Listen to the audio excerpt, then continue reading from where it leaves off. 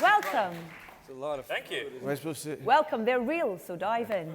Anybody like a cupcake or a... Pass them round. We'll pass them around after. I didn't realize we were at Claridge's. Thank you for being here. Nothing's been laced with anything. It's all fine and safe. Healthy. You can trust us. Yeah. We'll eat it first. We're your friends. We're not like the others.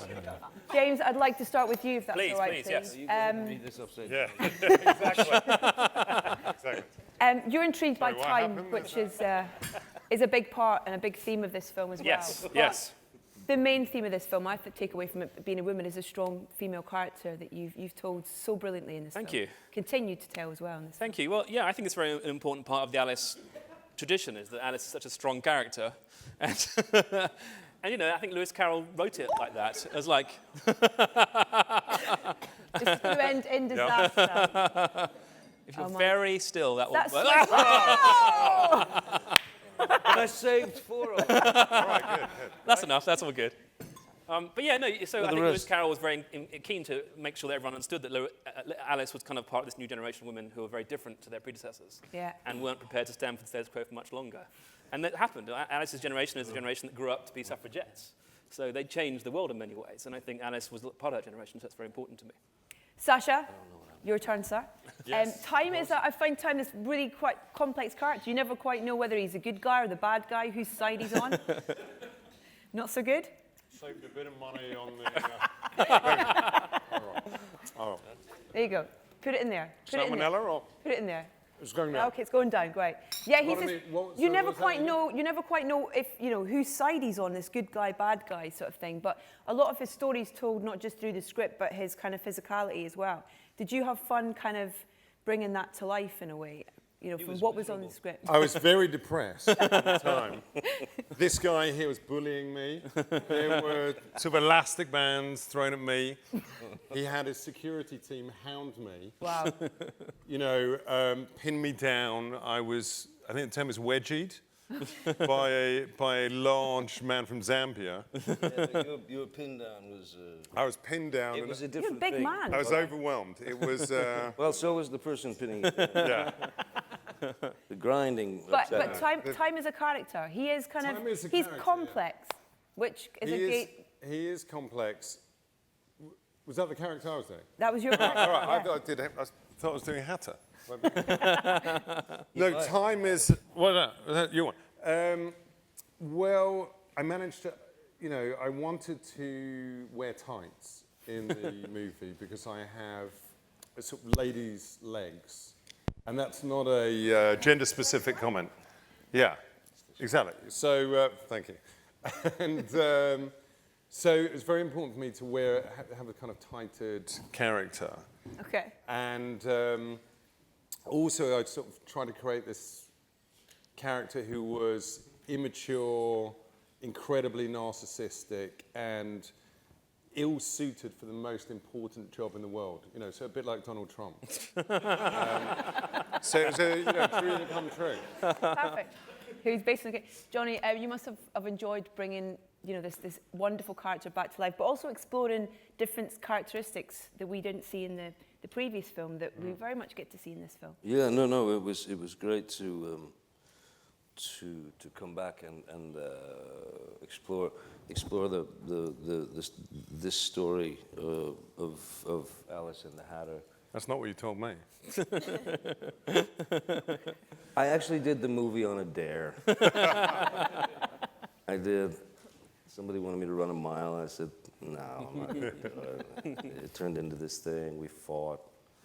He knows karate. He came in, made a deal, and I did it. Yeah, exactly. Overpowered you. But it shows a very different side of the Hatter. You know, that beyond the kind of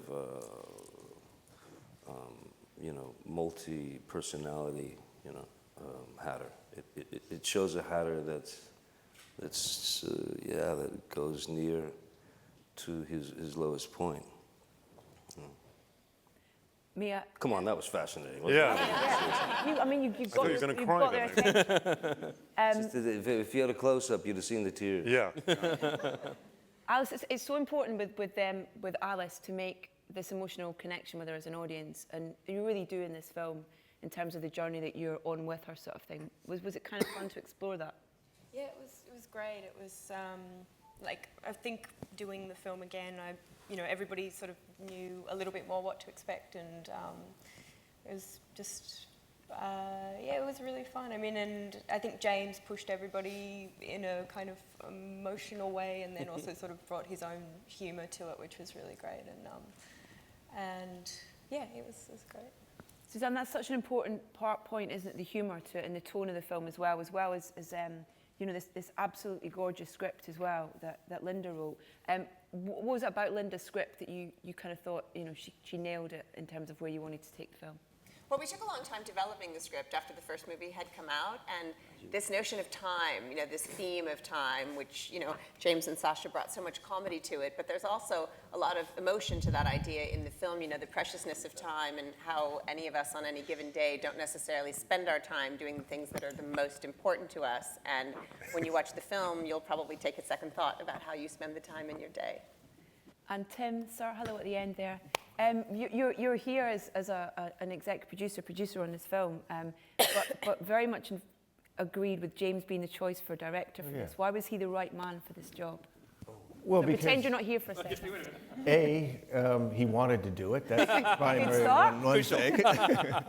But also he just had an enthusiasm, and I just, he just had a take on it that I just felt really, really, positive about. And it, you just, for me, it was kind of a fluke, the first one anyway. So the idea that he had such a positive and clear idea about it, I just thought, well, yeah, it needs a different energy, and anything I can do to support that,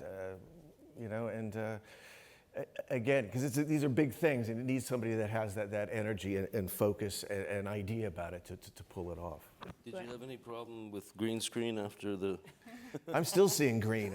I mean, in fact, I kicked a few people out of here wearing green shirts earlier, but yeah. We're going to throw it to the audience now, and we'll start with this gentleman here, and if we can get a microphone to someone with their hand up over there. Hi, I'm Rui from Portugal. This is a question for Johnny Depp. I was wondering, considering that this is the second time you play Mad Hatter, what stayed on you this time? And now you're starting giving concerts with Hollywood vampires. I was wondering what's happening when you're on stage. It's the real Johnny Depp was also a character. All the questions. What was the question?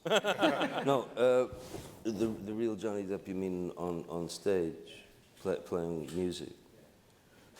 Well, music was my first love, at the age of 12, and I haven't stopped playing since. It's still my first love. But there was a certain point when I reached, that area of your, what they call a career, where people start to know who you are from one particular field. And having been a musician all my life, I knew that it was over. That dream that I'd had since I was 12 was kind of just done. It was over with. And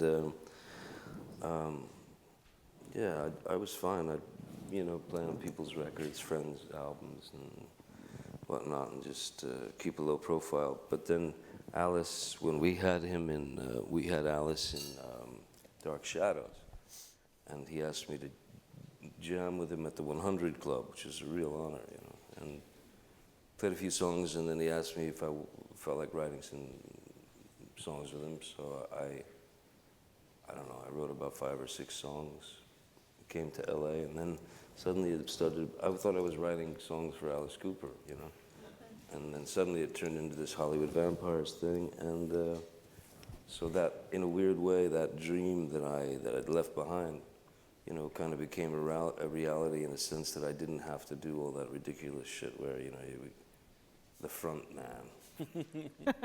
I'm not built for lead singer syndrome.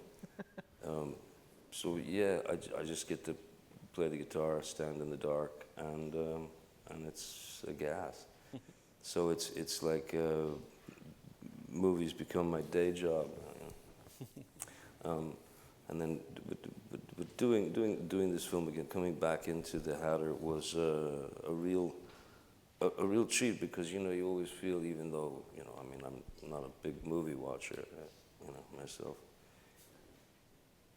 You always feel like there's something more you could do. You always feel like, God damn, I should have put that there, or what, you know. And with coming back, we had the opportunity to do that, and I think make a more interesting performance, you know, or take from the Hatter.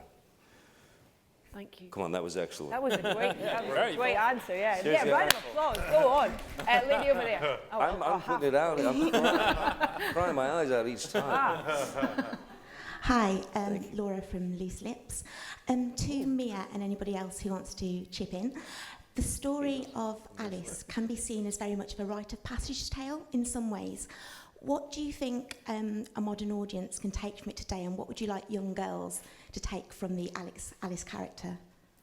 I just think it's really great how at the beginning of this film she's been travelling for the last 2 years, and she's been so empowered and really knows who she is, and then she's quite disappointed when she comes back to England to see that expectations of her are so low, and just that she has this innate sense that she sort of deserves more than that, or you know, even just to be happy or to be able to do what she wants is really great. And just that angle, and also that we're sort of satiring female hysteria, which was taken, you know, very seriously not that long ago. So just, I think it's, you know, really wonderful that, you know, we've come quite a long way, and there's still a long way to go, but it's really lovely that that'll be the first kind of contact for a lot of young girls and boys also. I think there's something too about for women in their 20s that, in terms of what modern audiences can relate to, that Alice is at that point where she knows what she wants to do with her career, and she's very focused on that. But then she also has to deal with her relationships at home and redefining her relationship with her mother, which happens with your parents in your 20s, or trying to figure out your own romantic relationships, or it's sort of a turning point, you know, for all young women at that age. And I think that modern audiences will absolutely relate to on Alice's journey. Yeah, her mum says it best. Her mum says in the film, Alice can do whatever Alice chooses to do. And that, for a woman of that time, that's very unusual, because in Victorian England, you had to do what you were told, pretty much, if you were a girl. And that, I think, is what Alice teaches her mum in this movie. So it's a really nice message, and I think that's very important today, too. Or sadly, there are some people today still trying to tell girls they have to do what they're told. Exactly. So we're still pushing back on that. No, I know. Right? Yeah. Not one yet. Right. Was it? I've been told what to do all day today. Yeah, that goes true for guys like as it. well, believe me. It's not- Was it deliberate that woman was the last word of the script? Yes. Ladies and gentlemen, you're watching Hey You Guys! Hey You Guys, huh? Hey, you guys. Is that from the Goonies? It is indeed, yes. Nice. Hey!